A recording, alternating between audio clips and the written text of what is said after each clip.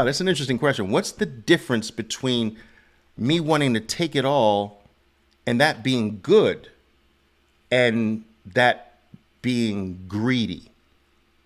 All right. I wouldn't say that's being greedy, actually, which a vast majority of pro traders are against. Rogers from Kenya. So Rogers, thank you for this question. Good question. So I think what Rogers is asking is, Oliver, explain to me what the difference is. When I take it all, is that good? And when is that bad or greedy? First of all, the desire to take it all is really fear. It is the opposite of greed. Greed is more, I want more. I want more. And the greed causes traders not to take when they should take because of the desire for more. They ask more than the stock is capable of delivering. That's greed. If your stock is capable of, on average, of delivering $1 per day, but you want $3, you're going to ruin the opportunity of $1 that your stock gives you every day because you're expecting it to do what it's incapable of doing, maybe once or twice a year, but not every day. So you're going to turn the very good thing of $1 volatility every day into a losing proposition for yourself because of your greed. Greed is the opposite of having this tendency of snatching at everything. Greed is more losing everything that you have because it's not enough. I want more. That's greed. So I think what you're talking about is fear. It's a very big difference. And this is a great problem that lies at the base of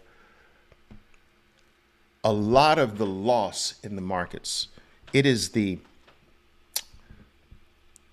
fearing in profitable territory and experiencing hope in negative territory.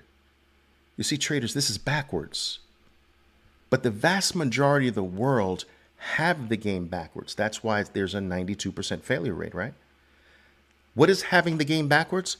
It is when you fear when things are working, but you experience hope when they're not working. Hope that it turns around.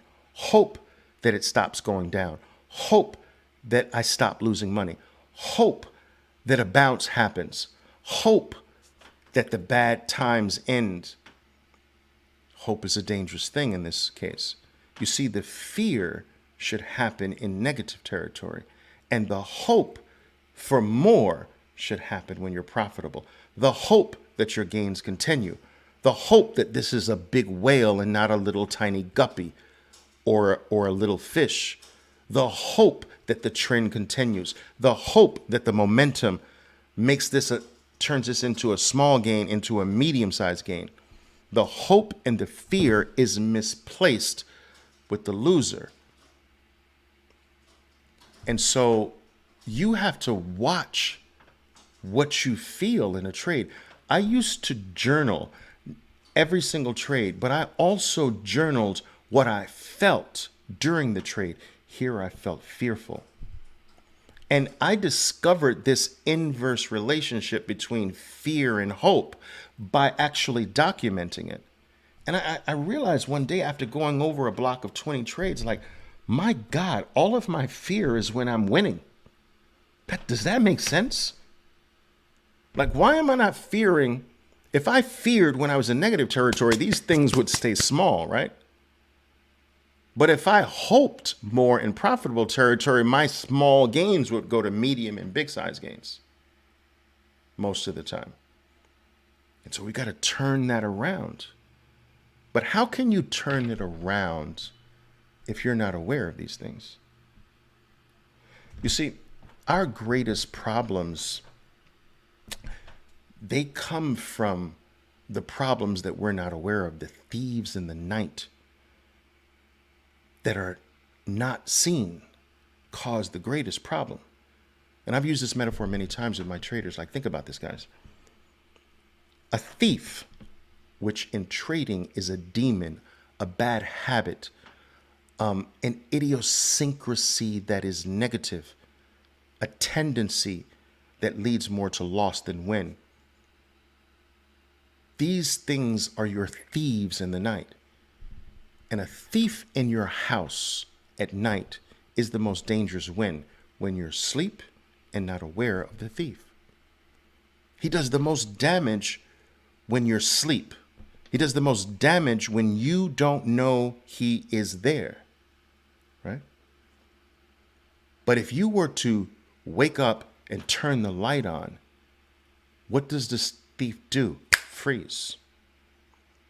So that light, that awareness that the thief, I see you, I see who you are, I see what you're doing, means the thief has lost all of his ability to be a thief.